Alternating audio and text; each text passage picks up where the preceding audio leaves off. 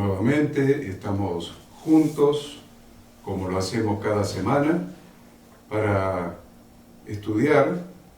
Qué cosa interesante, ¿no? Juntarnos para estudiar.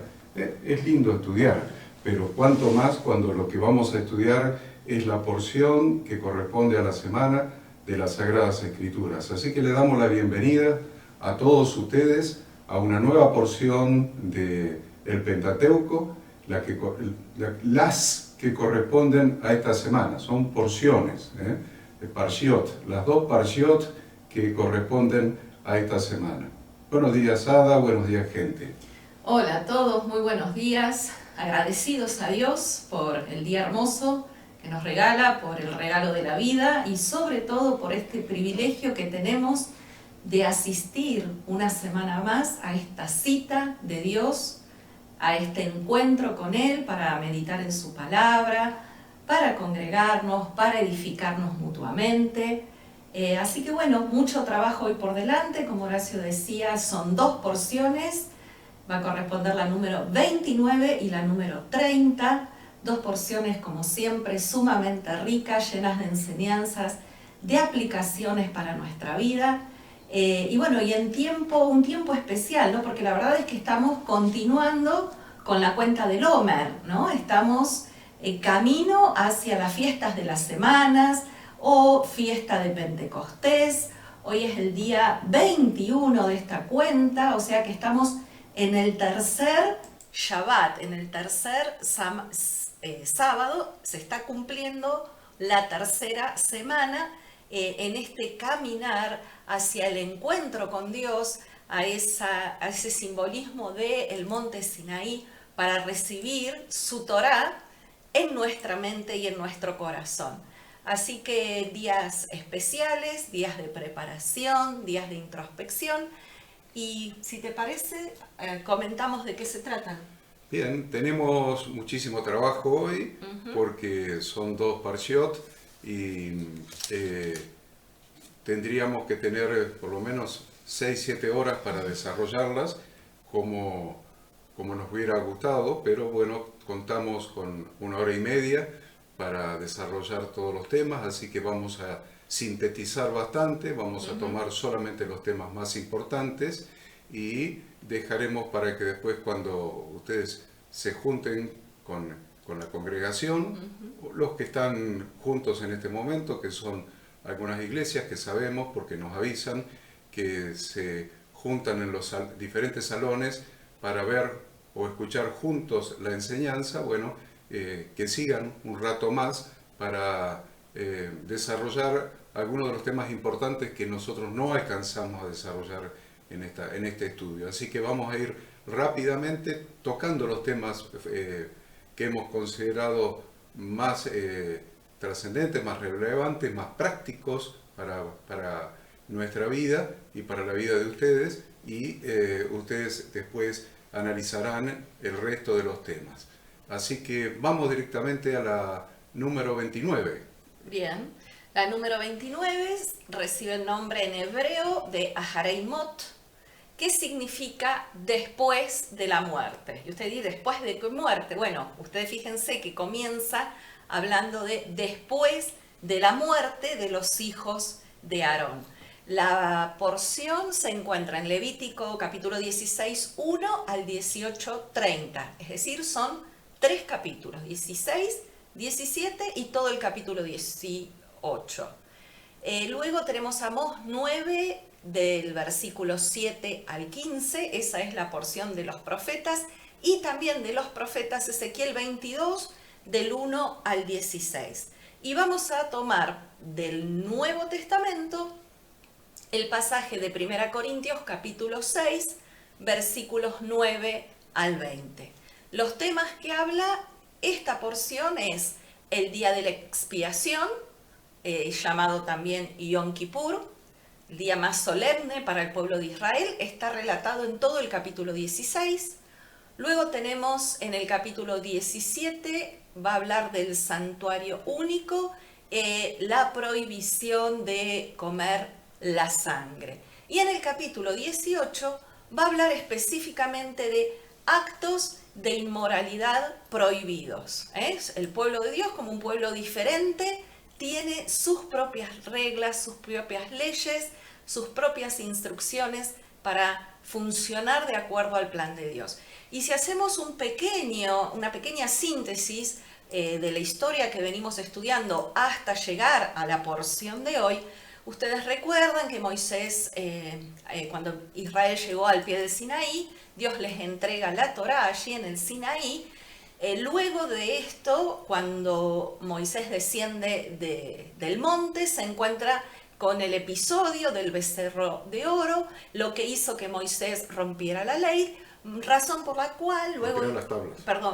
rompiera las tablas, las tablas escritas con el dedo de Dios. Entonces, Moisés regresa a la montaña y estuvo orando allí nuevamente durante 40 días y 40 noches y permaneció allí en la presencia de Dios mientras grababa las nuevas tablas, las mismas leyes en nuevas tablas.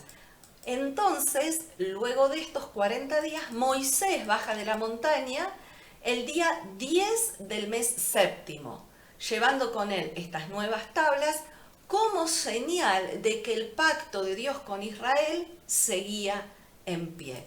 Y la verdad que aquí en estos días y manejando esta situación tan difícil que tuvo que atravesar Moisés, él demostró ser un gran líder.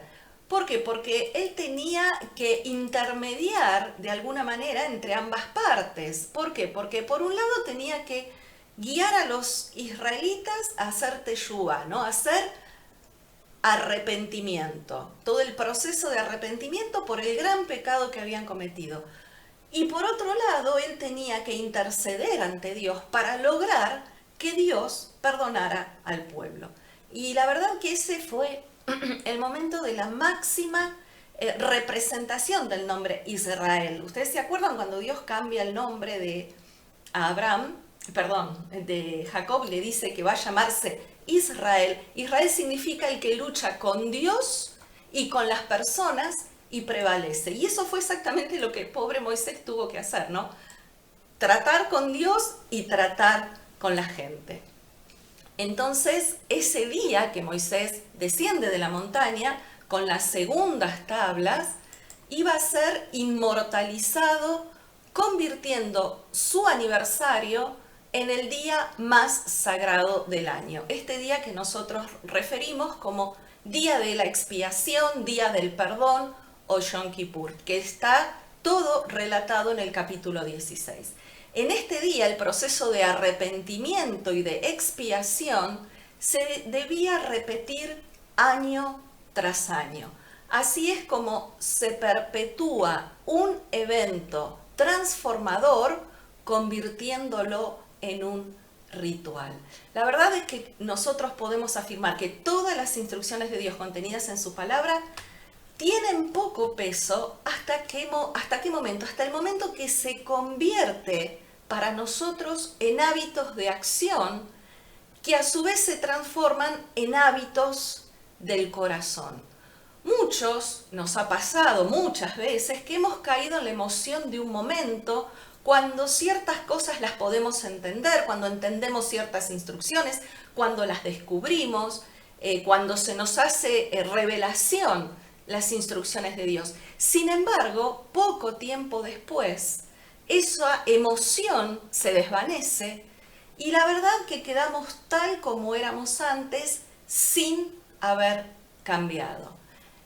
Fíjense que como Dios conoce al ser humano, conoce nuestro corazón, conoce nuestra mente, en definitiva, Él conoce cómo funcionamos porque Él nos hizo. Entonces, ¿qué hace Dios? Dios nos pide la repetición de estas citas con Él o de estas fiestas de Dios. ¿Para qué? Para ayudarnos a convertir nuestros patrones de comportamiento que configuran nuestro cerebro y cambian la manera en que sentimos y quiénes somos. Entonces, de esta manera, ¿no? Incorporando estos hábitos, es la repetición vez tras vez de estas instrucciones de Dios, las que se van haciendo carne en nosotros y la que van creando hábitos en nosotros. Y eso nos permite reemplazar desorden por orden y la indisciplina en disciplina.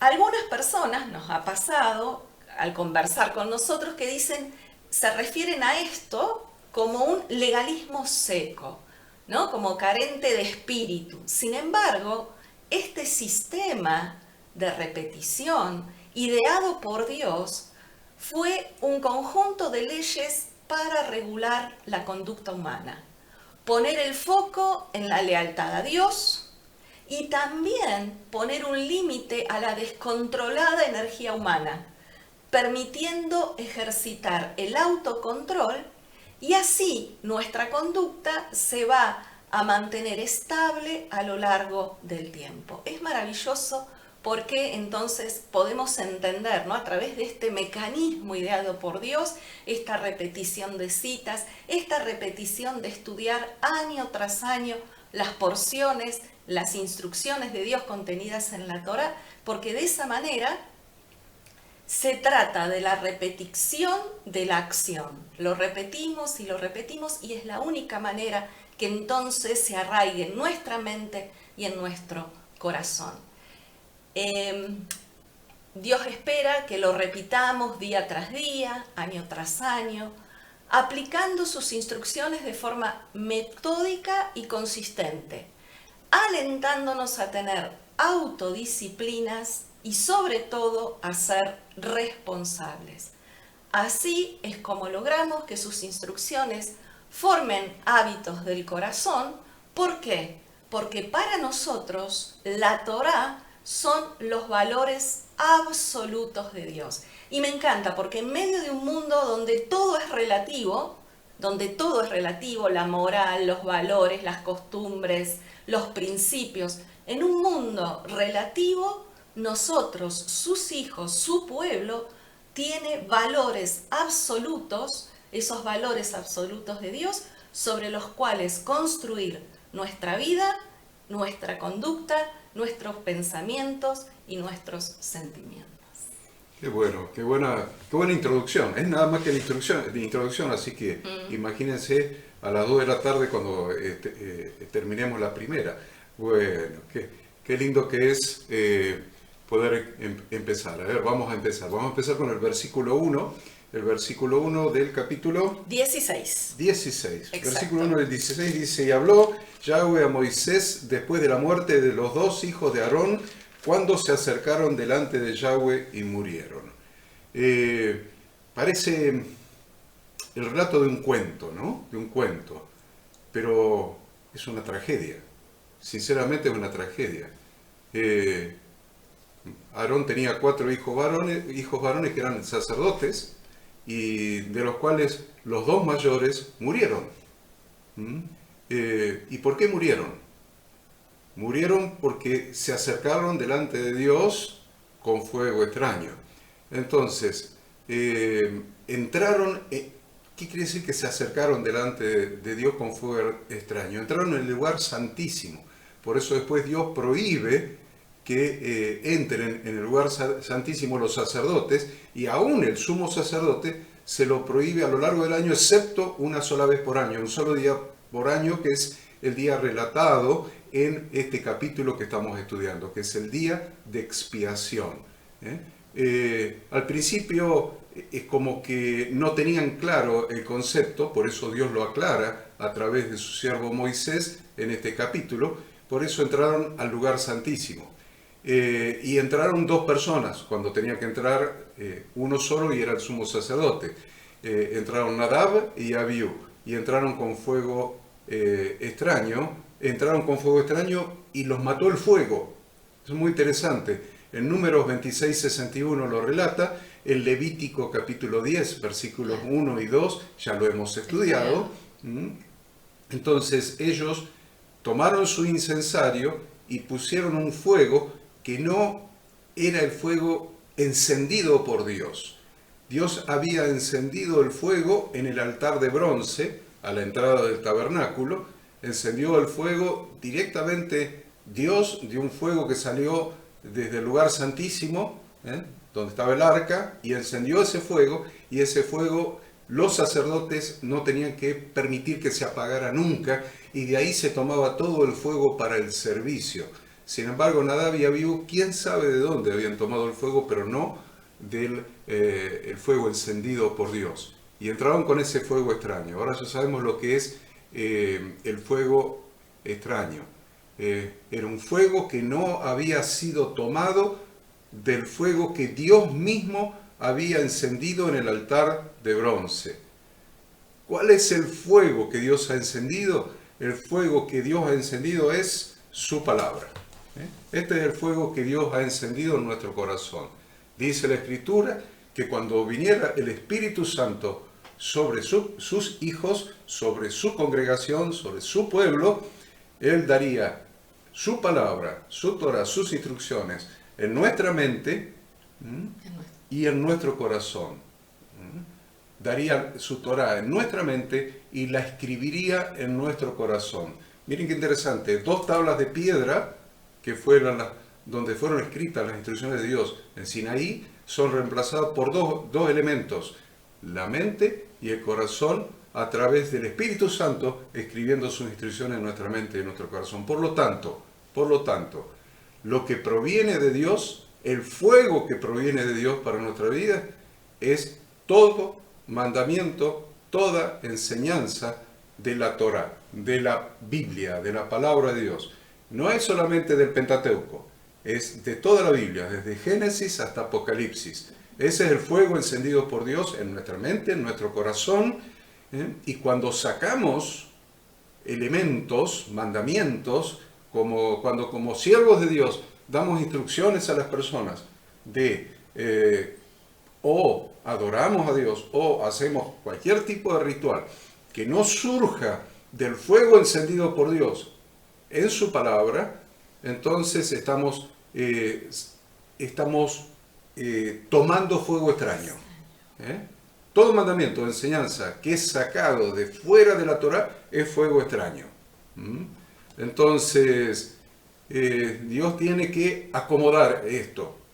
Obviamente, Nadab y Abiú, los hijos mayores de Aarón, murieron y fueron sacados fuera del campamento para ser sepultados, pero Dios toma este hecho, este evento, esta tragedia, para dar instrucciones de cómo se debía entrar en el lugar santísimo ese único día, que es el día de expiación o Yom Kippur, el día 10 del mes séptimo.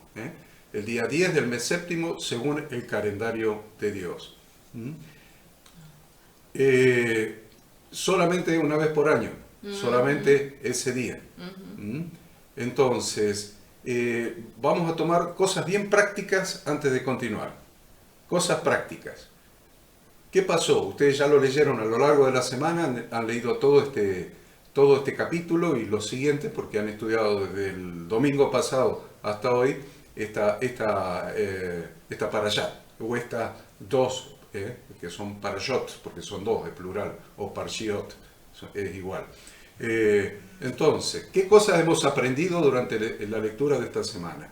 En primer lugar, hemos aprendido que se requiere dominar la carne para no avanzar en el servicio al Señor de forma desordenada. A ver, lo repito. Lo primero que aprendemos es que se requiere dominar la carne, el ego humano, como siervos de Dios, como sacerdotes, es imprescindible. Estamos hablando de sacerdotes, los primeros sacerdotes, los hijos de Aarón. Se requiere dominar el ego, la carne, para no avanzar en el servicio al Señor de forma desordenada. Lo primero que hay que aprender es a obedecer las instrucciones de Dios impartidas a través de la persona que Él mismo puso como autoridad sobre sus sacerdotes. Dios había puesto una autoridad sobre sus sacerdotes, aún sobre el sumo sacerdote, que fue Moisés. Y lo primero que ellos tenían que aprender, es a obedecer las instrucciones de Dios impartidas a través de la persona que Él mismo había puesto como autoridad sobre sus sacerdotes. Y segundo, hay que aprender a no apresurarse yendo más rápido que lo que el Señor está instruyendo para su servicio. Hay un orden. No se empieza una fábrica inmensa, se empieza tal vez con un kiosco. No se empieza con una fábrica de golosinas, se empieza con un kiosco, se va agrandando, llega a ser tal vez un mayorista y después se empieza a fabricar unas cosas. A veces se empieza por el principio, se empieza en orden. El empezar gradualmente implica empezar y hacer las cosas con orden. Entonces, repito, hay que aprender a no apresurarse, yendo más rápido de lo que el Señor está instruyendo para su servicio. Es decir, hay que aprender a frenar a tiempo para no terminar ofreciendo fuego extraño de confusión. En este caso, aparentemente la confusión fue originada por una borrachera de estos dos sacerdotes. O fuego extraño de confusión por motivos personales, o sea, por el ego que todo ser humano tiene. Porque todo siervo del Señor en su casa requiere frenarse con el uso de la letra cuando el Espíritu no acompaña. Debe recibir la guía, siempre debe recibir la guía de un padre espiritual y aprender la sujeción a la autoridad. Si no, es fuego extraño. Le dije dos cosas, le iba a decir. En segundo lugar, el sacerdote debe presentarse con las vestiduras adecuadas, es decir, con vestiduras santas. Hay vestiduras para cada ocasión. Y las vestiduras que nos ponemos muchas veces condicionan el estado de ánimo, la predisposición. Por ejemplo, cuando nos ponemos ropa de sport con zapatillas, estamos predispuestos a salir a correr o a hacer ejercicio o caminar. O cuando nos ponemos un traje, un smoking con un moñito y la mejor ropa, la predisposición es tal vez algo formal. Además, la ropa también representa cobertura. Siempre la ropa representa cobertura. Por lo que no se puede pretender servir en la casa del Señor sin tener la cobertura espiritual de alguien. Es necesaria la cobertura, es necesaria la ropa. Aún el sumo sacerdote Aarón tenía la cobertura de Moisés y lo obedecía. Además, las santas vestiduras de lino también hablan de las obras. Lo vemos en Apocalipsis capítulo 19, que dice que a ella se le ha concedido, a la esposa, se le ha concedido que se vista de lino fino, limpio y resplandeciente, porque el lino fino es las acciones justas de los santos. Lo que significa que no se puede hacer injusticias y pretender servir en el santuario. Por ejemplo, no se puede engañar o mentir o tener la motivación incorrecta o vivir sin practicar la sedaká, principalmente, dice la Escritura, hacia el extranjero, la viuda y el huérfano, es decir, hacia los pobres. Por eso Jesús dijo, bienaventurados los pobres en espíritu. Después dijo, leyendo Isaías, he venido a dar buenas nuevas a los pobres, los necesitados, los necesitados. ¿Dónde está nuestra visión? ¿En construir nuestro propio kiosquito o en servir a los necesitados y llevarles la satisfacción a sus necesidades? Además, la blancura del lino simboliza el perdón. Por eso ese día, el día del perdón, vestían especialmente esa vestidura de lino. El sumo sacerdote debía vestir esa vestidura el día del perdón, porque simboliza el perdón. Estas ropas las usaba solamente ese día, en el servicio del incienso sagrado que era quemado en el lugar santísimo, el servicio del becerro del sumo sacerdote y las ofrendas por el pecado de la nación. Y eso usted lo va a encontrar en lo que estamos estudiando en el versículo 4, donde habla de estas vestiduras, estas prendas de lino, estas vestiduras blancas. Sin embargo, en ese mismo versículo 4 nos da el pie para el tercer aprendizaje que tenemos que hacer, que se ha de vestir, dice, termina el versículo 4 diciendo, se ha de vestir después de lavar su cuerpo con agua. Y miren qué interesante, Efesios capítulo 5, en el Nuevo Testamento se instruye: maridos, amad a vuestras mujeres, así como Cristo amó a la iglesia y se entregó a sí mismo por ella, para santificarla, habiéndola purificado en el lavamiento del agua por la palabra, a fin de presentársela a sí mismo una iglesia gloriosa, que no tuviese mancha ni arruga ni cosa semejante, sino que fuese santa y sin mancha.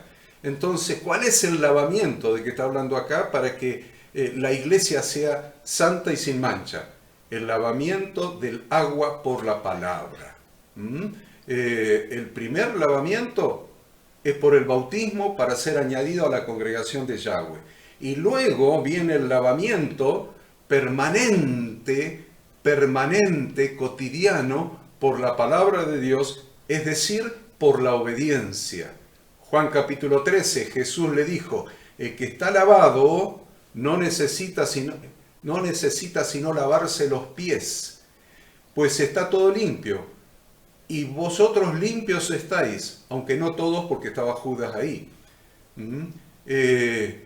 Pero en Juan capítulo 15 aclara de qué manera estamos limpios. Dice: vosotros estáis limpios por la palabra que os he hablado. La limpieza la produce en la entrada al tabernáculo, en el lavacro. El lavacro antes de entrar al servicio sacerdotal. El lavacro, que es la palabra de Dios. Entonces, en Apocalipsis capítulo 3 también leemos: tienes unas pocas personas en Sardis que no han manchado sus vestiduras. Esas vestiduras blancas se pueden manchar. Y andarán conmigo en vestiduras blancas, los que no han manchado sus vestiduras, porque son dignos. El que venciere será vestido de vestiduras blancas, y no borraré su nombre del libro de la vida, y confesaré su nombre delante de mi Padre y delante de sus ángeles. Yo quería dejarles estas 3 enseñanzas antes que continúe. Bien decía Horacio que Aarón no podía acercarse en cualquier momento para no morir, y la verdad es que le dice claramente que no podía acercarse en todo tiempo para no morir, pero nosotros todos estamos invitados a acercarnos a Dios a través de Jesucristo en todo tiempo para vivir. Podemos acercarnos confiadamente, dice Hebreos, al trono de la gracia. Decimos que en Jesucristo, porque solamente Él puede entrar en el lugar santísimo, en el tabernáculo del cielo, porque fue constituido por Dios como sumo sacerdote para siempre, según el orden de Melquisedec. Y para avanzar un poquito más en este tema, yo creo que probablemente lo vamos a explicar o nos vamos a detener mucho más cuando nos estemos aproximando al día de expiación.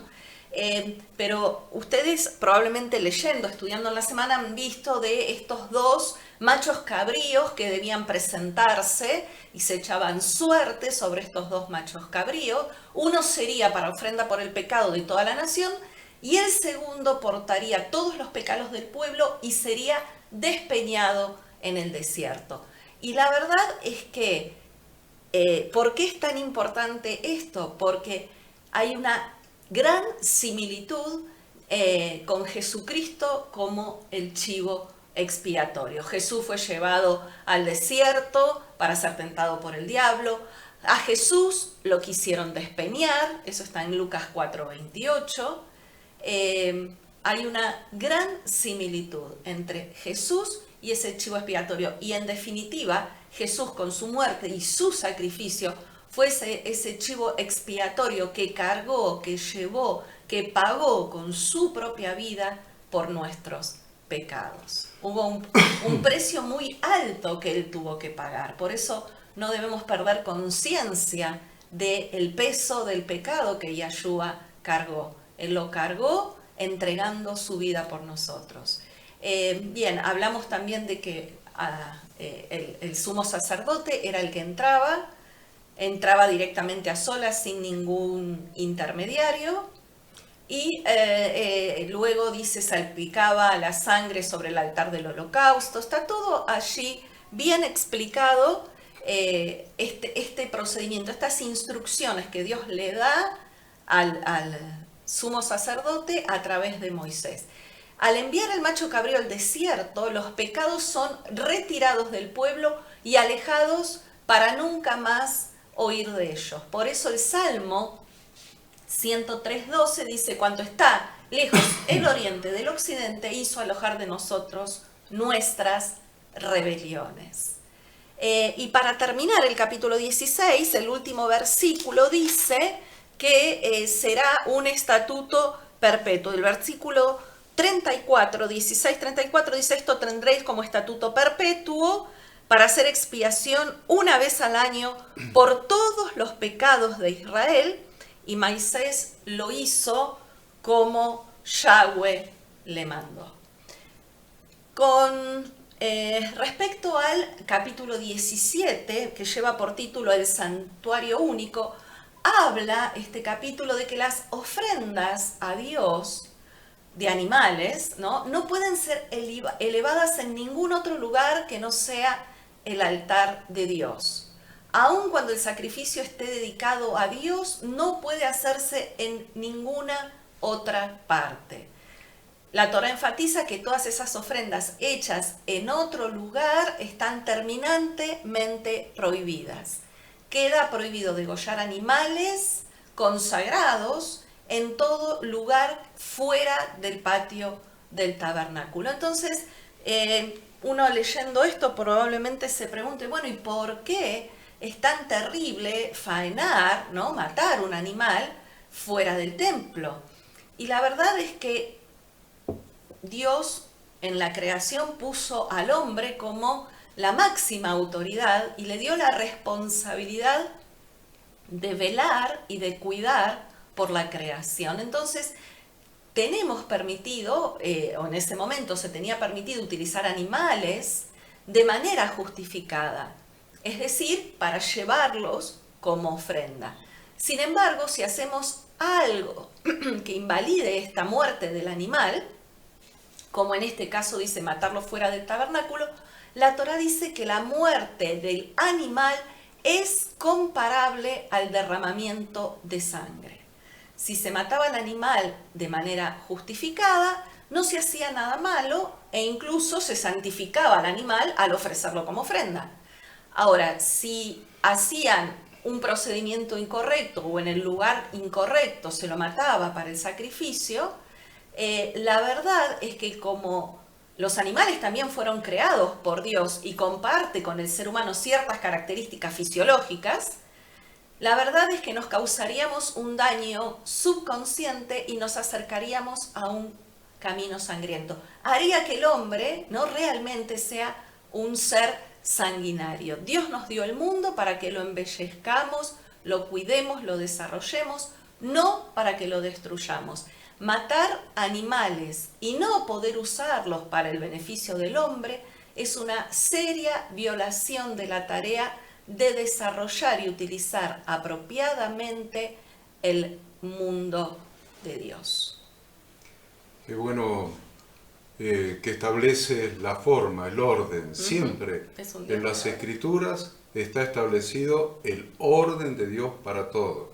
Entonces, este es el orden de Dios para los sacrificios. No se podían hacer sacrificios en altares que se construyeran fuera del tabernáculo. Eso es lo que está diciendo.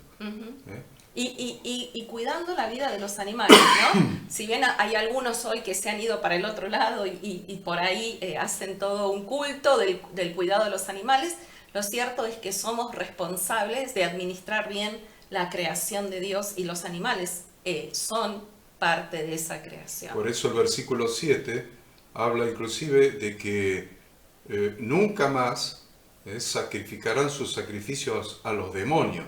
¿Por qué? Porque los egipcios y los pueblos paganos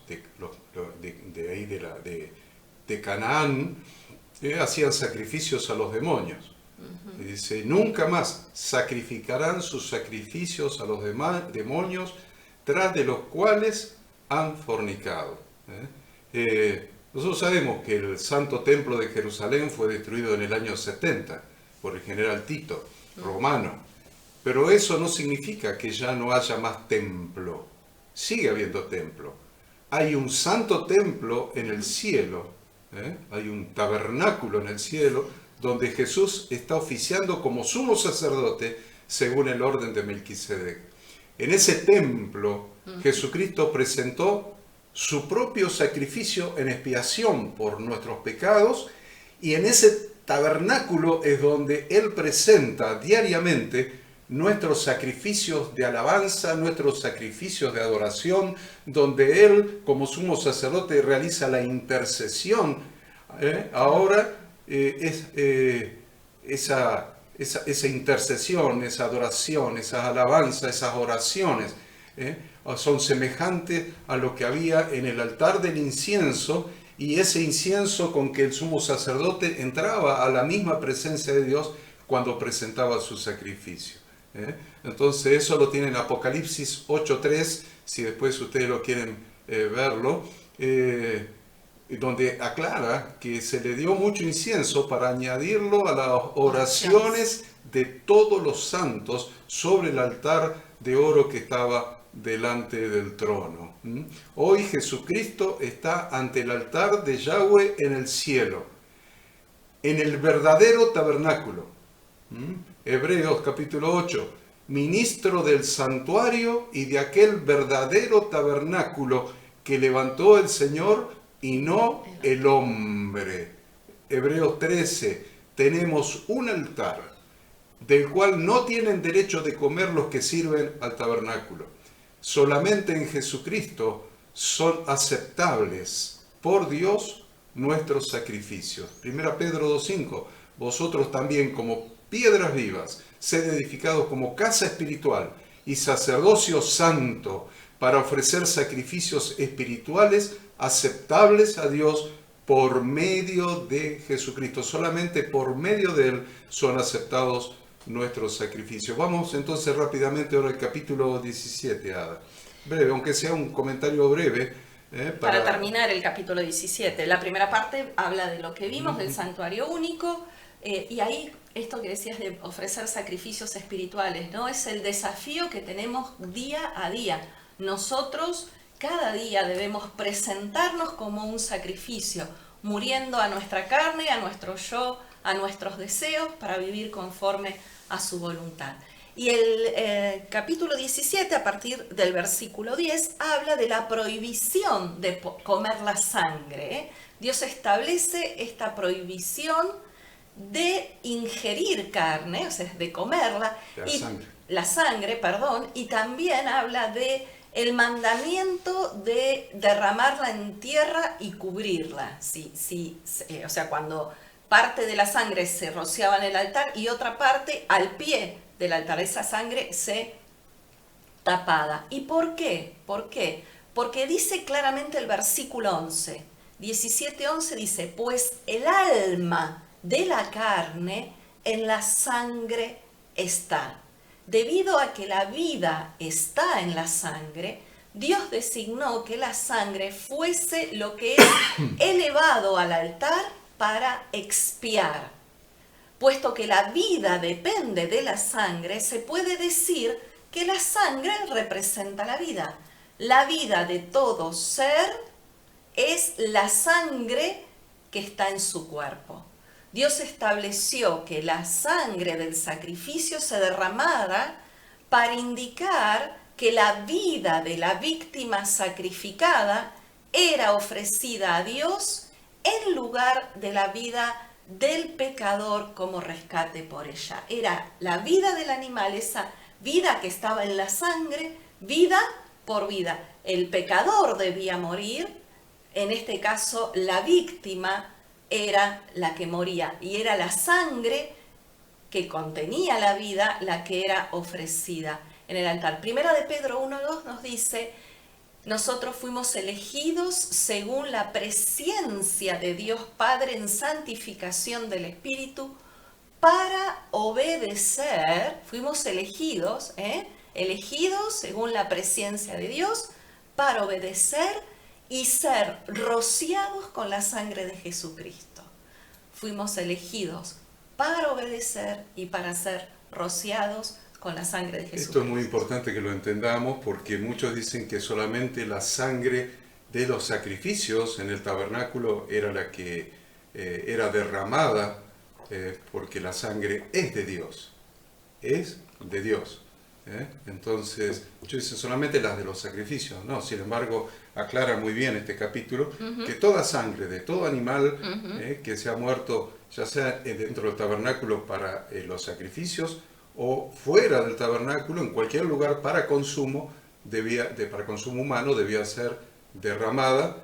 La de los sacrificios dentro del tabernáculo explica cómo se usaba dentro de cada uno de los sacrificios, y la de afuera también explica, dice, hay que derramarla en tierra y taparla, cubrirla, taparla. Ahora, yo sé que muchas personas no aceptan esto que está prescripto en la palabra de Dios, no lo aceptan, de ninguna manera lo aceptan. Entonces, con diferentes excusas. Sin embargo, el texto que leyó Ada en 1 Pedro 1:2 dice que nosotros fuimos elegidos según su preconocimiento, el preconocimiento de Dios, el conocimiento de la eternidad. Él ya sabía que nosotros íbamos a ser salvos en santificación, dice, en santificación del Espíritu, para obedecer y ser rociados con la sangre de Jesucristo. Entonces es un contrasentido si nosotros decimos no estoy de acuerdo, porque la verdad es que los que hemos sido elegidos por Dios, hemos sido elegidos para obedecer, en primer lugar, para obedecer, y en segundo lugar, para ser rociados con la sangre de Jesucristo. Entonces la sangre tiene un valor muy grande en la Biblia y en nuestra redención, fundamentalmente en nuestra redención. Vamos al capítulo 18, Ada. Bien, el capítulo 18 de esta porción semanal va a darnos una lista de actos de inmoralidad prohibidos. Estábamos explicando o diciendo que Dios estaba formando, ¿no?, su pueblo, los había libertado de Egipto, estaban transitando por el desierto, el tabernáculo estaba erigido, pero Dios le fue dando en ese transcurso de la marcha una serie de instrucciones, fue fijando leyes, como decimos, leyes de convivencia entre los seres humanos, leyes o instrucciones para que el ser humano pueda volver a Dios, que es todo el sistema de sacrificios que estamos viendo en este libro de Levítico, habla vez tras vez de los sacrificios. ¿Pero por qué? ¿Porque era un Dios sanguinario? No, porque Dios siempre quería que el ser humano pudiera volver a Él. Y entonces acá... Sí, eso del Dios sanguinario es muy interesante, sí, porque al derramar la sangre y ofrecerle la sangre a Dios, le están ofreciendo a Dios lo que es de Dios. Y nosotros siempre cuestionamos, sanguinario. Sanguinario no. Dios dice, la sangre es la vida, en la sangre está la vida, y yo soplé aliento de vida en la nariz del ser humano, o sea que toda vida es mía. Y en el sacrificio lo único que están haciendo es reconocer eso, que toda vida es mía, me están devolviendo lo que es mío. Por eso Jesucristo nos dio vida cuando estábamos muertos en nuestros delitos y pecados. ¿De qué manera? Derramando su propia vida, su propia sangre, porque en la sangre estaba su vida, y la derramó en el tabernáculo delante de Dios y entró en el lugar santísimo y salpicó su propia sangre sobre el propiciatorio allí en el cielo, porque le estaba dando a Dios lo que la justicia de Dios demandaba para nuestra redención. Dios no es un Dios sanguinario, pero entendamos, Dios va a reclamar lo que es de Él. Lo que es de Dios no lo podemos cuestionar nosotros y decir, no, me lo como yo. No, es de Dios. Y hago con lo de Dios lo que Dios dice que hay que hacer con lo suyo. No puedo yo tomar decisiones con la propiedad de otro ser humano, cuanto más con lo que pertenece a Dios. Bien, entonces este grupo de leyes crean una nueva moral para Israel. Recordemos, eran esclavos que estaban caminando hacia la tierra prometida y que necesitaban este proceso que decíamos, ¿no?, de ir reprogramando su mente, de dejar la esclavitud y los hábitos de Egipto atrás y ahora incorporar estas nuevas leyes. Y la verdad que la Torá advierte en contra de las prácticas depravadas de las otras naciones y enumera las relaciones y las prácticas sexuales prohibidas. Fíjense que comienza diciendo, yo soy, en el versículo 2, dice, habla a los hijos de Israel y dile, yo soy Yahweh, vuestro Dios, no haréis como hacen en la tierra de Egipto, en la cual morasteis, ni haréis como hacen en la tierra de Canaán, a la cual yo los conduzco, ni andaréis en sus estatutos.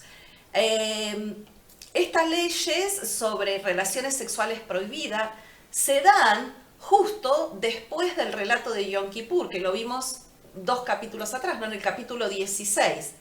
Nos habla de la importancia de mantenernos siempre con la guardia en alto para no caer en relaciones prohibidas. Tener un deseo en particular no es que esté mal, no es razón para sentirnos mal, pero no reconocer el deseo y no dar los pasos necesarios para evitar pecar puede ser desastroso. Es decir, Dios ha puesto en el ser humano una serie de instintos, podríamos decir. Lo que Dios quería acá para su pueblo, para que su pueblo marcara la diferencia, para que su pueblo fuera un fiel testigo de que Dios era su Dios, ellos debían aprender a controlar sus deseos y sus instintos. Y dice allí que Moisés le habló al pueblo con las palabras exactas que Dios le dio. No es que Moisés fuese Dios, sino que Moisés era la autoridad que Dios había puesto sobre el pueblo, aún para que los levitas realizaran el servicio del tabernáculo y también, como vimos, los sacerdotes y el sumo sacerdote.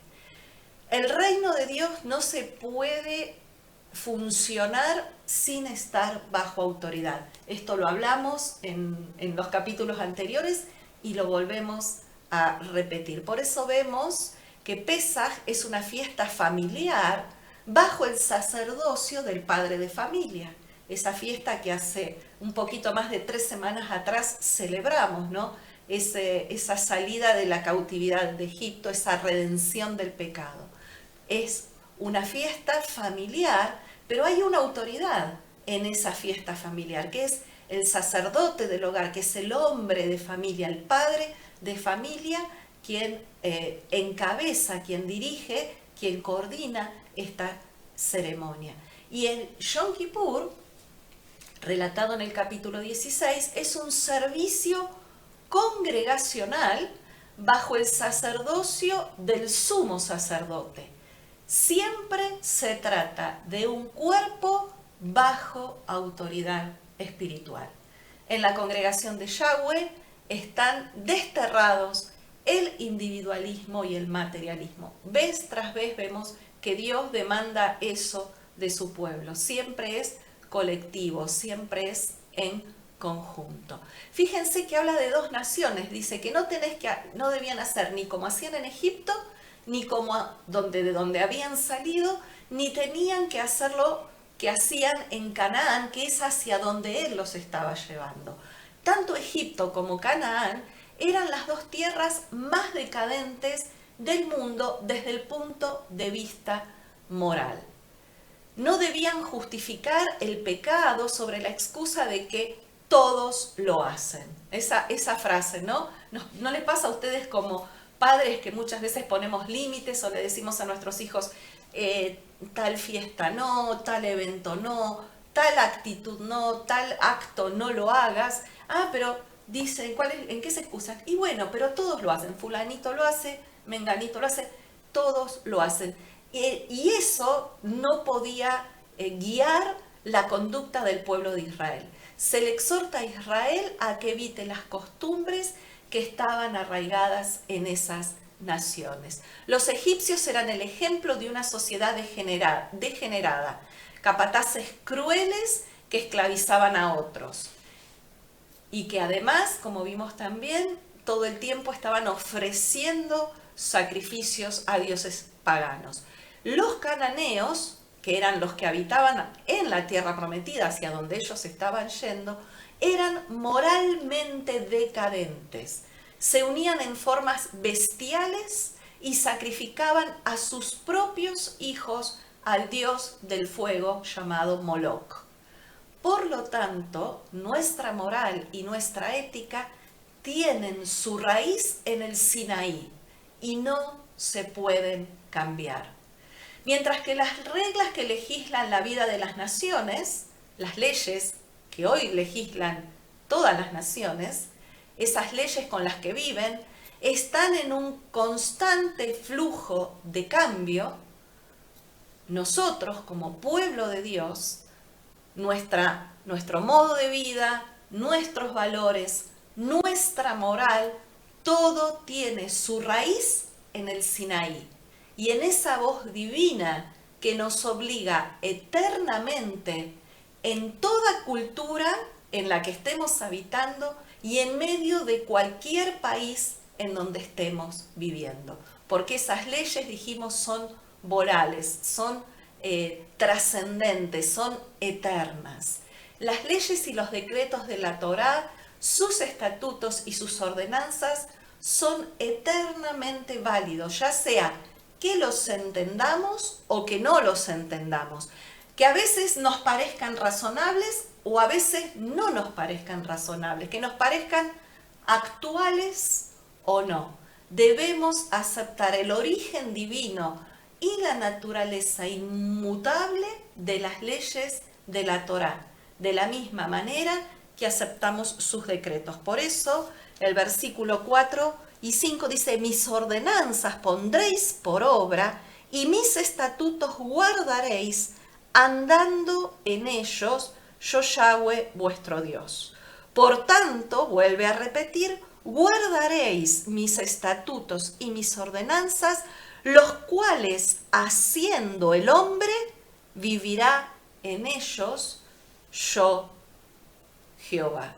Fíjense que acá el versículo 4 dice, andar en los caminos, en los estatutos y en las ordenanzas de Dios. Lo que significa que implica que debemos esforzarnos constantemente para avanzar en el servicio divino. Quedarnos parados en el lugar no es una opción. Respecto a los seres humanos no existe la idea de quedarse en el mismo nivel espiritual, porque uno o avanza o retrocede. Entonces el desafío al andar es movimiento, nos desafía constantemente a cambiar y a mejorar. Podemos, es nuestra decisión, si avanzamos o retrocedemos.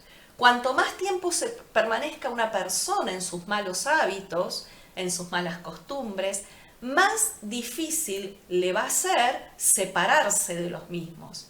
Se logrará hacerlo mediante un gran esfuerzo, pero quedarnos quietos para los hijos de Dios no es una alternativa. ¿Y por qué resaltamos esto en este punto? Porque la verdad es que esta es una enseñanza, una aplicación práctica muy importante para el periodo que estamos transitando ahora, este periodo que llamamos de la cuenta del Homer o este periodo de camino hacia Pentecostés, un periodo poderoso para trabajar en nuestras características de personalidad y prepararnos para la recepción de la Torá. Esa llenura del Espíritu Santo que nos va a permitir, como decía Horacio, que sus leyes, que su Torá, que sus instrucciones sean grabadas en nuestra mente y en nuestro corazón. Debemos realizar en este tiempo un esfuerzo consciente para crecer en la Torá, y ver qué área necesitamos reforzar, ya sea la observancia del Shabbat, ya sea que necesitemos reforzar el estudio de la Torá, o reforzar la oración, o que nuestra área más difícil a tratar sea el cuidado del habla, lo que decimos, o sea que nuestro matrimonio sea un área conflictiva y complicada en este momento, o que estemos pasando alguna dificultad con la crianza de los hijos o cualquier otra área. Por eso hablamos de este periodo de introspección, para detectar esas falencias, esas carencias, esas áreas que necesitamos trabajar en estos días. Y muy lindo acá cuando dice el versículo 5, los cuales haciendo el hombre, es decir, haciendo las instrucciones, vivirá en ellos. Vivirá se refiere a que si los seres humanos que habitan en la sociedad creada por Dios adhieren a este cuerpo de leyes dictadas por Dios, la coexistencia entre los seres humanos, la convivencia con otros, va a ser pacífica y estable porque guardan los mandamientos entre el hombre y su prójimo. Los mandamientos de Dios siempre fueron dados para favorecer la vida y no para propiciar la muerte. La palabra vivirá que menciona Ada, la cual es haciendo el hombre, vivirá. Jesús dijo, yo soy el camino, yo soy la verdad y yo soy la vida. Yo soy el camino y la verdad y la vida.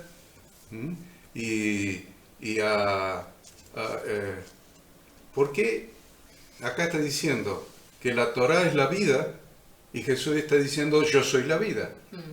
Es que Jesús es la encarnación de la Torá y Yahshua es la encarnación de la Torá, no es la negación de la Torá, no es la anulación de la Torá, no es que vino para abrogar la Torá, no, Él es la encarnación de la palabra de Dios, encarnó la palabra de Dios para que sus instrucciones sean válidas para todos nosotros. Toda instrucción sexual que está impartida en este capítulo es válida para el día de hoy también.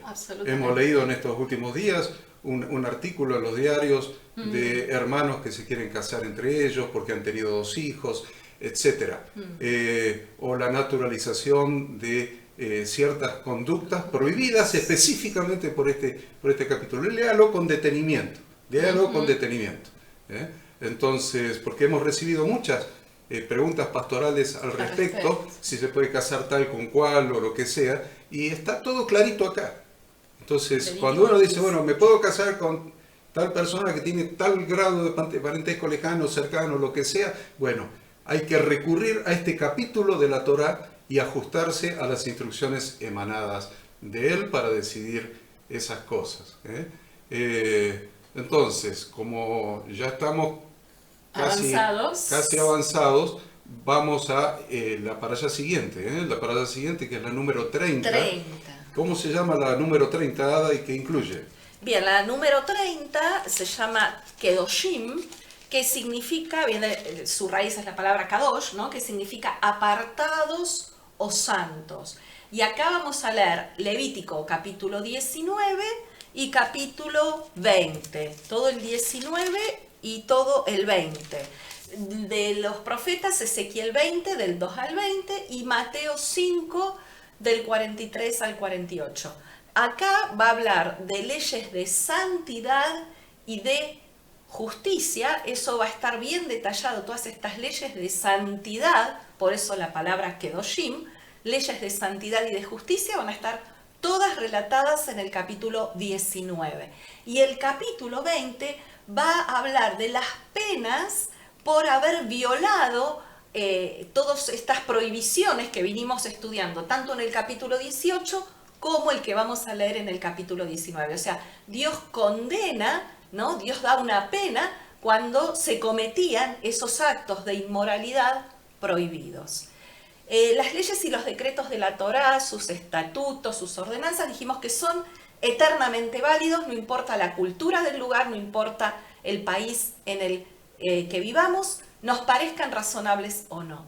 Siempre debemos aceptar, como dijimos, el origen divino y la naturaleza inmutable de las leyes, los decretos, los estatutos, las ordenanzas y los mandamientos de la Torá. Porque leímos recién que si haciendo esto el hombre vivirá. En el capítulo 19 de Levítico se refiere constantemente a situaciones de la vida diaria.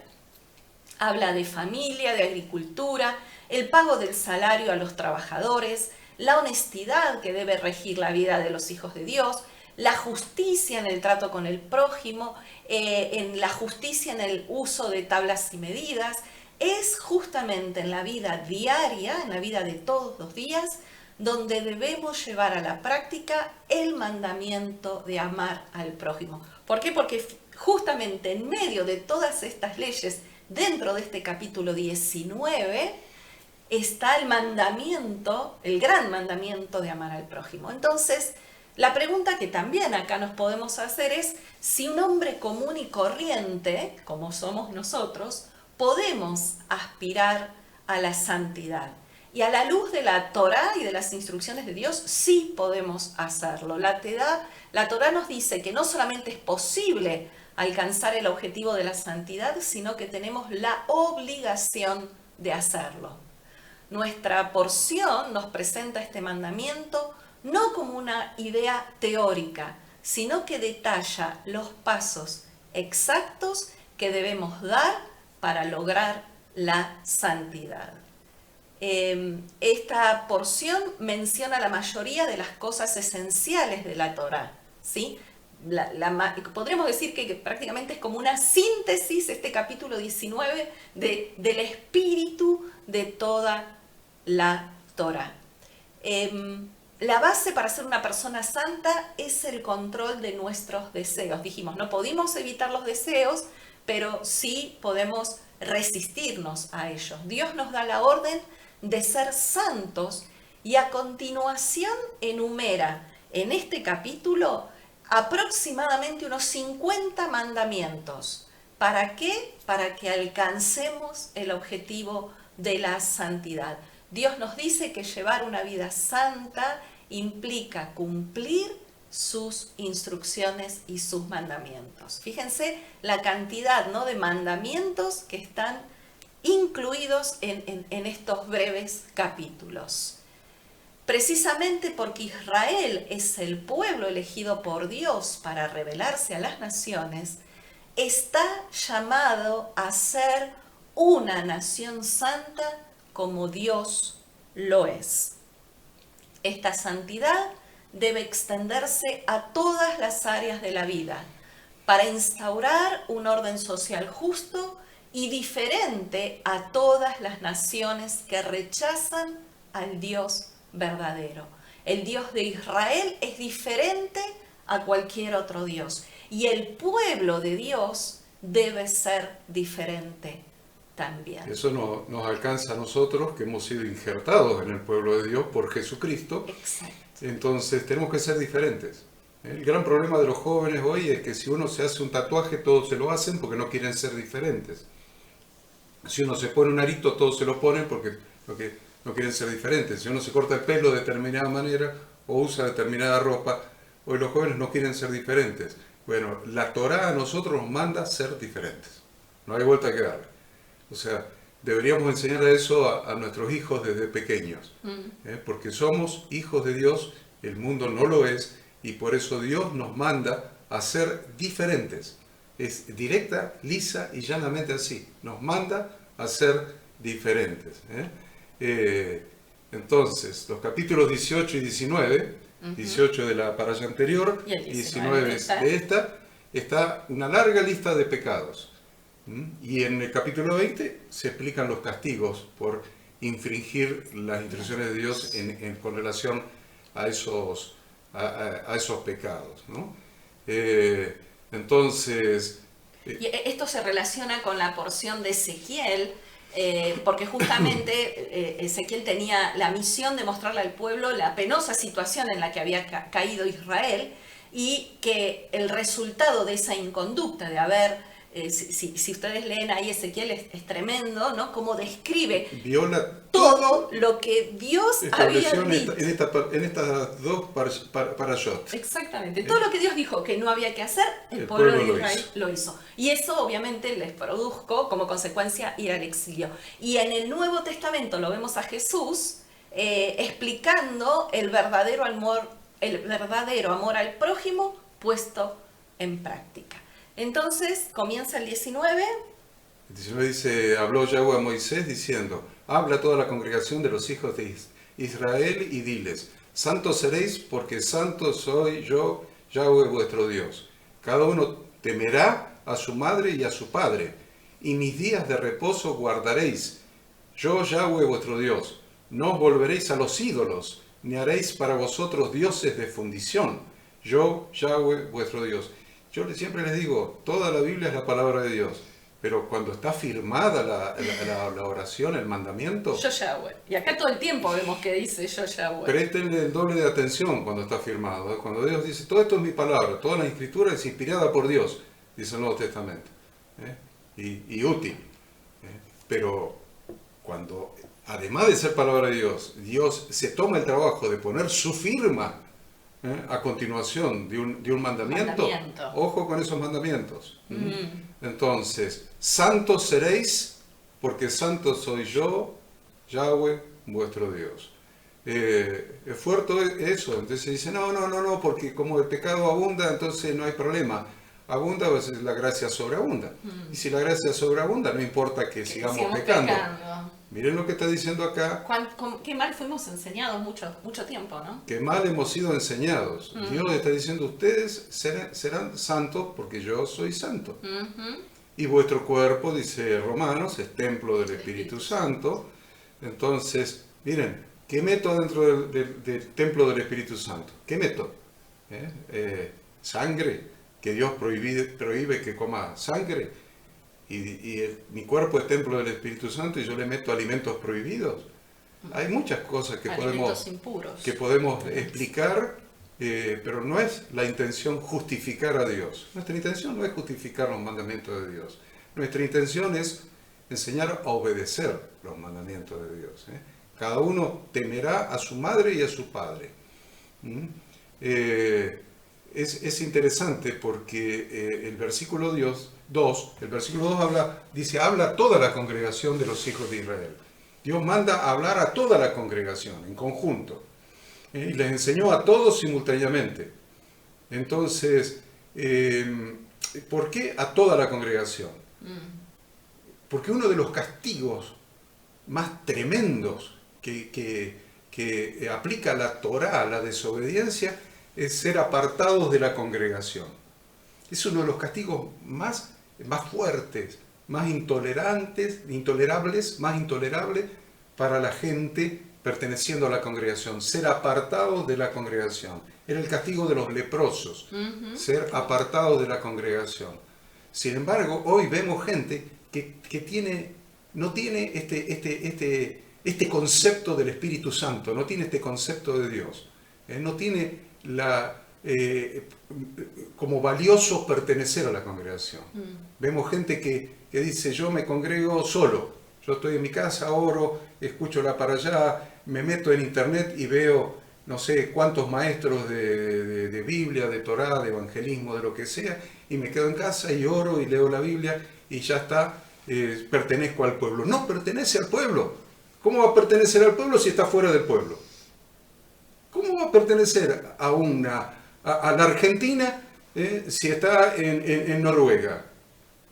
Es interesante, porque vamos a otro país, por ejemplo, logramos la residencia en Estados Unidos y después de 5 años puedes rendir el examen para hacerte ciudadano. ¿Por qué? Porque estás viviendo ahí y te vas a quedar ahí, entonces necesitas pertenecer, expresar tu deseo de pertenecer. Entonces se minimiza y se menosprecia la pertenencia al pueblo de Dios. No, yo me voy, vengo cuando quiera, salgo cuando quiero, me congrego solo en mi casa conmigo mismo, me congrego por internet con no sé qué apóstol de Groenlandia, y así andan, y así andan, y así andan. ¿Y eso en qué es? Eso es falta del Espíritu de Dios, falta de Espíritu Santo, falta de llenura del Espíritu Santo. Porque el Espíritu Santo te lleva a las instrucciones de la palabra de Dios. Y la palabra de Dios establece que uno de los peores castigos que puede tener un ser humano es dejar de pertenecer a la congregación de Dios, quedarse afuera. Es muy importante que entendamos esto porque el versículo 2 habla a toda la congregación. Entonces, ¿cómo va a escuchar palabra de Dios? No, la escucho por internet. No, hermano. Si querés escuchar algo del ministerio, reunite con los hermanos de tu congregación y escúchenlo juntos. porque el concepto de cuerpo es el concepto de Cristo y de la iglesia, el concepto de cuerpo. Y la verdad que también congrega a toda la congregación, porque decíamos, son tantos los mandamientos de la Torá que se encuentran presentes en estos capítulos, que era importantísimo, como yo les dije, es como una síntesis de toda la Torá, entonces era importante que todos estuvieran presentes para escucharlo. Y la verdad que la manera en que uno puede guardar la santidad es imitando a Dios lo más posible. Dice Dios, sean santos porque yo soy santo. ¿De qué manera lo podemos lograr? Imitando a Dios. Esto lo podemos lograr a través de un apego voluntario a los mandamientos de Dios. Dios requiere que nuestros principios que rigen nuestra vida, nuestros sentimientos, nuestra manera de conducirnos, seamos santos y seamos obedientes. Dios quiere que nos parezcamos a Él mismo, es decir, que volvamos a adquirir su imagen y semejanza con la que Él nos creó y que el ser humano perdió en el Edén. Y esa imagen y semejanza de Dios están materializadas en la Torá hecha carne, en Jesucristo. Esa es la imagen de Dios a imitar. Es la imagen física, es la palabra de Dios, la Torá de Dios hecha carne, es Jesucristo. Muchos dicen, ¿qué es santidad? Santidad es estar apartados del mal. Entonces soy santo porque estoy apartado del mal. No me dejó terminar la frase. La frase no es esa. Santidad no es eso. Santidad es estar apartados del mal para hacer el bien. Apartados del mal para hacer el bien. Porque Efesios dice que Dios preparó obras de antemano para que andemos en ellas.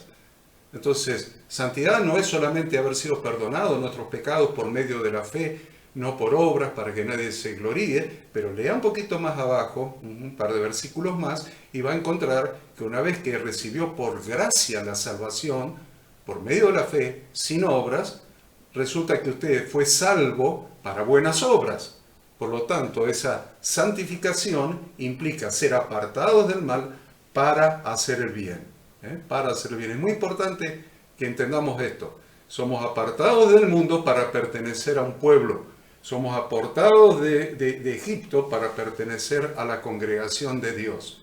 Entonces, ¿qué pasa si nos quedamos en el medio? Dios nos sacó de Egipto, pero tampoco pertenecemos a la congregación de Dios. Nos quedamos en el medio, en el desierto, pataleando en el desierto entre escorpiones y serpientes ardientes, sin agua y sin maná. Está bravo eso, Está bravo eso. Y me encanta porque siempre decimos, cuando Dios crea al hombre, puso dignidad en el ser humano. Esa dignidad del ser humano la pierde justamente al permitir, al obedecer a Satanás, ¿no? A dejar que el pecado lo domine. Algo interesante que también dice el libro de Ezequiel 36, es que el nombre de Dios es santo y no lo debemos profanar. Dice Ezequiel 36, 19, los esparcí por las naciones y fueron dispersados por las tierras, conforme a sus caminos y conforme a sus obras los juzgué. Y cuando llegaron a las naciones a donde fueron, profanaron mi santo nombre, diciéndose de ellos, estos son pueblo de Yahweh y de la tierra de él han salido. Pero he tenido dolor al ver mi santo nombre profanado por la casa de Israel entre las naciones a donde fueron. Eso se refiere a nuestro testimonio. Exactamente. ¿A qué es lo que ve el mundo? Dice el Nuevo Testamento que teniendo en derredor nuestro tan grande nube de testigos, despojémonos del pecado, del peso que nos asedia. Entonces realmente tenemos una nube de testigos alrededor nuestro. Y profanar el nombre de Dios es dar un mal testimonio. Que piensen, estos son hijos de Dios y mira qué Dios permisivo, qué Dios injusto que bendice a gente pecadora, injusta, que profana, que viola los mandamientos del Padre. Por eso está metido acá junto con temer a la madre y al padre. Sí. Porque profanamos el nombre del Padre si tenemos un mal testimonio? Y de inmediato habla la Escritura de temer a la madre y al padre. Y en el mismo versículo inmediatamente habla de guardar sus días de reposo. Muy interesante. Temer a la madre y al padre, y simultáneamente, creo que es el versículo 4. 3. A ver. Versículo 3 dice, cada uno temerá a su madre y a su padre, y mis días de reposo guardaréis. ¿Qué es esta mezcla? Si están juntos. ¿Qué es esta mezcla? Dios se equivocó, dice, estaba hablando y se distrajo por un instante y mezcló dos temas totalmente diferentes. No mezcló dos temas diferentes. Está diciendo, hónrenme a mí como padre. Honrenme a mí como padre. Lo está diciendo anterior, ¿no es cierto? En el versículo anterior. Honrenme a mí como padre. Y honren a su mamá y a su papá. Teman a su mamá y a su papá. ¿Cómo me honran a mí como padre? Viniendo a casa a pasar un día completo conmigo cada séptimo día de la semana. Viniendo a casa a pasar un día completo conmigo cada séptimo día de la semana. Miren, nosotros como padres esperamos con ansiedad que llegue el atardecer del viernes, porque viene nuestro hijo con su esposa, a guardar el Shabbat con nosotros, a participar de la cena del día de reposo con nosotros, y esperamos con ansiedad eso, porque ¿saben qué? Para mí es honrarnos a madre y a padre, el que él tenga en su agenda venir cada viernes a la tarde para guardar la cena del Shabbat con nosotros. Es honrarnos. Fíjese lo que está diciendo acá. Dios está diciendo, honrenme a mí como padre. Y honren a su mamá y a su papá. Pero a mí me honran viniendo a casa a mi cita semanal cada día de reposo. Por eso están juntos ahí en el mismo versículo.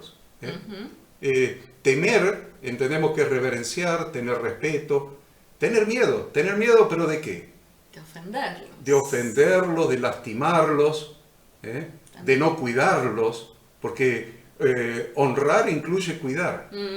Primera Timoteo 5:7 dice, manda también estas cosas para que sean irreprensibles. ¿Querés ser santo? Mirá lo que dice, porque si alguno no provee para los suyos y mayormente para los de su casa, ha negado la fe y es peor que un incrédulo. Entonces no es solamente reverenciar, tener respeto, tener miedo de lastimarlos, tener miedo de ofenderlos, también es cuidar a los padres. Cuidar a los padres. Máxime en estos países donde muchos padres están desamparados totalmente y pasan necesidades. Entonces, al cuidar a los padres, al respetar a los padres, aprendemos a sentir reverencia, a tener miedo de ofenderlos, a poner mucha atención en cuidarlos. Cuando la persona comienza a integrar su personalidad, empieza a incorporar en su personalidad el respeto a los padres, esta actitud sirve automáticamente como trampolín para sentir lo mismo por Dios, la misma reverencia por Dios, que es nuestro Padre Celestial. Cuando sentimos reverencia por Dios, lo escuchamos. Cuando lo escuchamos, seguimos su Torá, lo que nos vuelve santos. La figura de la relación de cada persona con su madre y con su padre es figura de nuestra relación con Dios. Y pone primero la madre. ¿Vieron? Siempre es honra a tu padre y a tu madre, pero acá habla primero, temerá a madre y a padre. Cuando dice honra en los mandamientos es padre y madre. Pero cuando dice temer, pone primero la mamá. ¿Por qué temer a la mamá? Porque la mamá es la que más tiempo está con los hijos, la que más confianza tienen los hijos con ella, donde más fácil es perderle el respeto por la cotidianidad y el tiempo que pasan juntos y todo lo que viven día a día. Entonces es más fácil perder el respeto a la mamá y desobedecer, contestarle y hasta insultarle. Por eso cuando habla de temer, pone primero a la mamá, a la más débil, a la que tiene más familiaridad. Entonces dice, ojo, honra a tu padre y a tu madre, pero cuando se trata de temer, teme a tu mamá, no le faltes el respeto. No le faltes el respeto a tu mamá. Por más que ella esté todo el día con vos y tenga esa familiaridad. ¿Mm? Entonces, es muy importante esto. Después habla en el versículo 4 de no volverse a los ídolos. ¿Mm? Y eso ya lo hemos explicado tantas veces que no tiene sentido volver a explicarlo. Vamos al versículo 5 al 8. Está hablando de las ofrendas de paz, aquellas que se dan por gratitud. Quien da este tipo de ofrendas puede comer y disfrutar de las mismas. Es el gozo en el corazón que se produce en aquellas personas que son agradecidas a Dios por todo. Por eso el Salmo 100 dice que entremos por sus puertas con acción de gracias y que entremos por sus atrios con alabanza. Pero mira qué interesante que dice que podés comer el primer día y el segundo, pero el versículo 7 dice, si se comiera el día tercero, será abominación, no será acepto. Fíjense que acá Dios también, ¿no?, estaba cuidando de alguna manera nuestra salud. Imagino que en el desierto no tendrían freezer ni heladera. Entonces, esta conjunción de leyes, como decimos, ¿no? Dios ve al ser humano como una integridad, como un todo, y también les está cuidando. No solamente obedecer, no solamente les dice ofrezcan estos sacrificios de paz, disfrútenlo, estén en gratitud, estén en compañía de otros, pero si quedaba algo, al tercer día debía ser quemado. Es interesante porque, como decía Ada, no había freezer ni heladera en el desierto, claro. Entonces con el calor del desierto, al tercer día ya estaba con bacterias la carne. Entonces, los versículos 9 y 10 le podemos llamar sedaká. 9 y 10 lo podemos llamar sedaká. Ustedes lo tienen ahí eso adelante suyo, pero es lindo leerlo, sí. Que dice, cuando ciegues la mies de tu tierra, no cegarás hasta el último rincón de ella, ni espigarás tu tierra cegada, y no rebuscarás tu viña, ni recogerás el fruto caído de tu viña. Para el pobre y para el extranjero lo dejarás, yo, Yahweh, vuestro Dios, nuevamente firmado por Dios, este concepto de sedaká, A ver, Ada, ¿cómo es este asunto?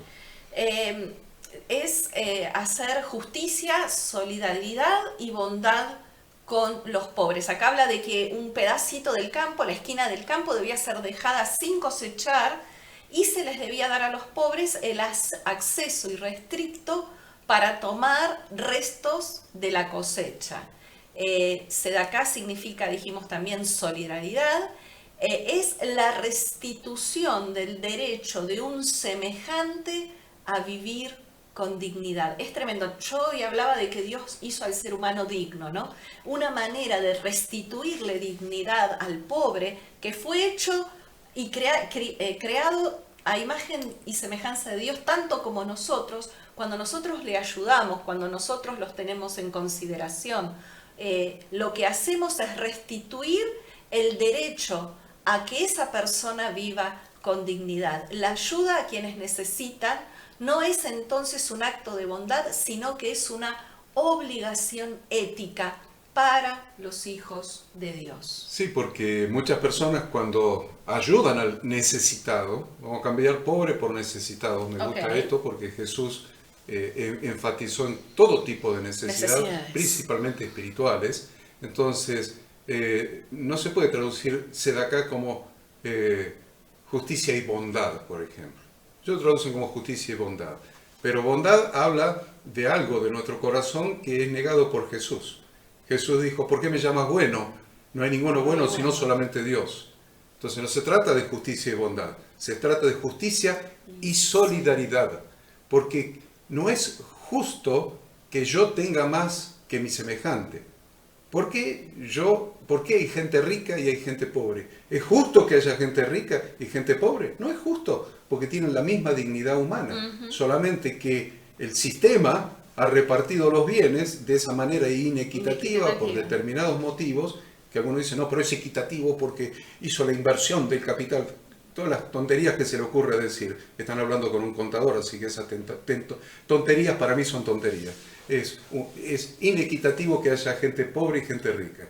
Entonces, si es injusto, el hecho de ser solidario, el que más tiene con el que menos tiene, es un acto de justicia. es un acto de solidaridad. Entonces, justicia es justo participar de las necesidades de los pobres. Y es solidario porque yo siento, la solidaridad proviene de un sentimiento, de una empatía.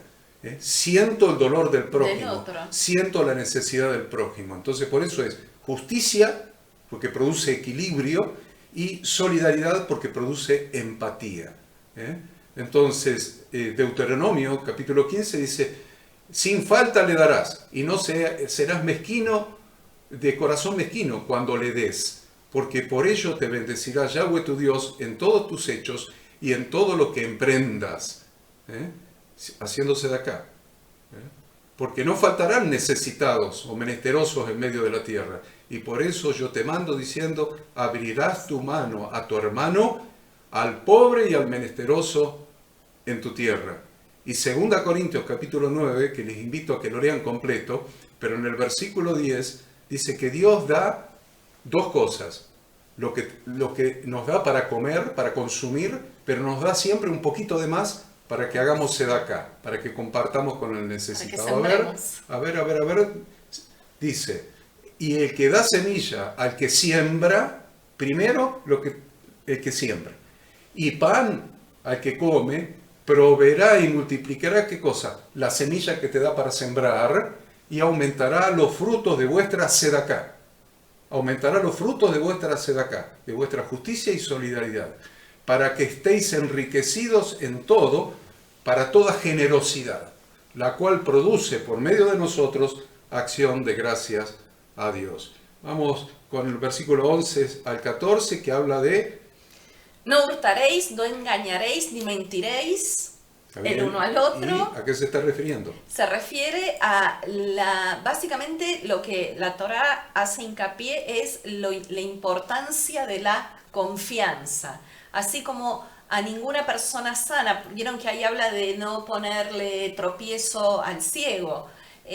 Ninguna persona sana se le ocurriría hacer tropezar a un ciego o hacer que se pare frente a un auto en movimiento. También aconsejar mal a otra persona es deplorable. ¿Por qué? Porque todo esto se basa en la confianza, ¿no? Todos sabemos lo doloroso que descubrir que fuimos traicionados por personas en las que depositamos nuestra confianza. Por lo tanto, nosotros no debemos hacer lo mismo. Todas las relaciones se construyen sobre la confianza. Ni los individuos, ni las familias, ni la sociedad, ni la iglesia puede sobrevivir cuando no hay confianza.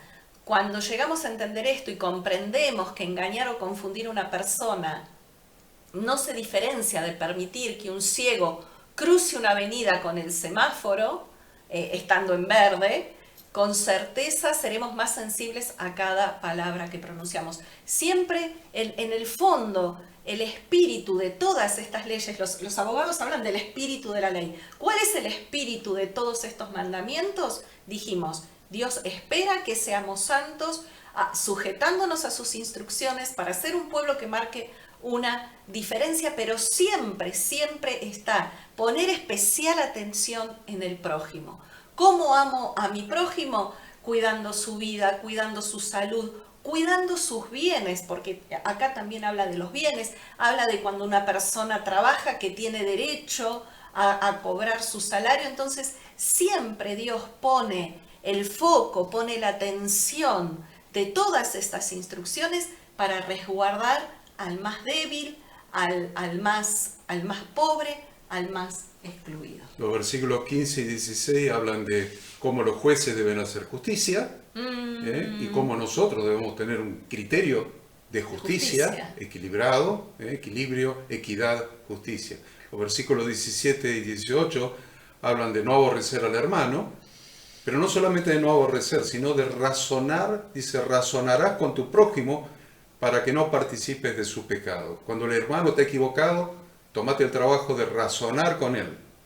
Yo sé que hay hermanos equivocados que razonás con él, dedicás tiempo y no se vuelven de su testadurez o de su dureza de cerviz, de su cabeza dura, pero acá dice, tómate el trabajo. Aunque después no lo convenzas y no se vuelva, tómate el trabajo de razonar con tu prójimo para que no participes de sus pecados. Por lo menos sonaste con la trompeta dio el sonido cierto, entonces no vas a ser cómplice del pecado que estás cometiendo. Entonces habla de no vengarse, no guardar rencor. Y el guardar rencor es fundamental, ¿no? Porque sabemos lo que cuando hay situaciones donde la persona se siente herida u ofendida por otra, elige conservar el odio en su interior, sin hablarlo con la que lo odió. Por eso dice ahí, no guardarás rencor. El guardar o no guardar rencor es una decisión nuestra. Así como decimos, amar al prójimo, amar al semejante es una decisión, amar a tus hijos, amar a tu esposo es una decisión, también es una decisión de nosotros guardar rencor. Siempre se está refiriendo a un aumento innecesario del odio que podría haber sido evitado por medio del diálogo. Fíjense qué maravilloso que es Dios, ¿no? Que hasta cuida esto, el nivel de comunicación, la construcción de vínculos sanos con el otro. No odies a tu prójimo en tu corazón, manteniendo el odio en tu interior. En lugar de eso, habla con tu prójimo sobre lo que pasó, sobre cómo te sentís. Esta es la reprimenda a la que se está refiriendo la Torá. Cuando se le explica a la persona lo que se siente, lo que le pasa, lo que ve, el resultado casi siempre es positivo, evitando un ascenso innecesario del odio, así como se evita también gran cantidad de dolor. Por eso Lucas 17:3 dice, mirad por vosotros mismos, si tu hermano pecare contra ti, repréndele, y si se arrepintiere, perdónale. Es muy importante hablar con el hermano, porque cuando le decimos a alguien sus acciones equivocadas, en general se pondrá a la defensiva y en general produce un efecto contrario al deseado. No obstante, la palabra de Dios nos dice, háblale. Depende del corazón, de la tierra que sea el corazón. Si es tierra fértil, lo que le digas va a ser un resultado, y si es un corazón endurecido o ensoberbecido, se va a ofender. Y yo creo que para cerrar citaría el versículo 18 que dice, amarás, dice, no te vengarás, no guardarás rencor, y dice, pero te dice lo que sí tenemos que hacer, amarás a tu prójimo como a ti mismo. Este mandamiento es la esencia de la Torá, el núcleo, lo más importante de toda la Torá. Fíjense que está en el libro de Levítico en medio de un montón de leyes y de instrucciones. Y a eso se refiere la llamada regla de oro de Mateo 7:12. Mateo 7:12 dice, así que todas las cosas que queráis que los hombres hagan con ustedes, ustedes también así deben hacer con ellos, porque esto es la ley y los profetas. Toda la Torá, todos los profetas se sintetiza en esa regla, en el amor al prójimo. Lo que yo espero que hagan conmigo, primero debo hacerlo yo con los demás. Se trata de que queremos que los demás tengan el éxito y la prosperidad que deseamos para nosotros mismos y que tratemos siempre a nuestro prójimo con amor, con respeto y consideración, incluyendo en esa lista a las personas más difíciles de amar. Bueno, y terminamos entonces con el versículo 19, porque no nos da más el tiempo, pero es tan importante el versículo 19 porque lo que está hablando de las vacas, está hablando de mezclas prohibidas, y las mezclas prohibidas en la Biblia se refieren claramente a la prohibición del yugo desigual. Entonces, yugo desigual en diferentes cosas, pero principalmente en lo sentimental, en lo amistoso, en las sociedades, en los negocios, etc. Entonces, les ruego que estudien este tema de el yugo desigual. Bien. Después, creo que el capítulo siguiente habla de honrar al anciano, ¿no? El mismo capítulo, el versículo 32, es muy importante el versículo 32. Delante de las canas te levantarás y honrarás el rostro del anciano, y de tu Dios tendrás temor, y otra vez está afirmado, yo, Yahweh. Entonces, se refiere a demostrar respeto y honra con las personas mayores. Entonces, ¿por qué? Porque la Torá concluye que hay dos formas de obtener sabiduría. Es a través de la experiencia de vida, que es la que adquiere una persona con adulta, con los años, y por medio del estudio de la Torá. La Torá dice, Salmo 19, que la Torá hace sabio al sencillo. Por eso, honrar las canas, respetar a los ancianos es fundamental, porque reúnen las dos condiciones que la Torá establece para obtener sabiduría, a través de la experiencia de vida y por medio del estudio de la Torá. Bueno, creo que el capítulo 20, que están las reprobaciones y los castigos, lo dejamos para que ustedes lo lean solitos, y bueno, con esto estamos terminando el estudio que corresponde a esta semana. La semana que viene va a ser un poco más liviana, probablemente porque es una sola para allá, una sola porción. Hoy tuvimos que estudiar 2, al igual que la semana pasada que estudiamos 2. Que Dios los bendiga, que Dios los guarde, y gracias por la paciencia, gracias por habernos acompañado, y nos estaremos viendo la semana próxima. Los desafiamos a seguir estudiando en este día, quedó muchísimo por ver, y el principal desafío que nos llevamos cada uno de nosotros es a crecer en santidad, poniendo en práctica todas y cada una de las instrucciones contenidas en su palabra. Shabbat Shalom.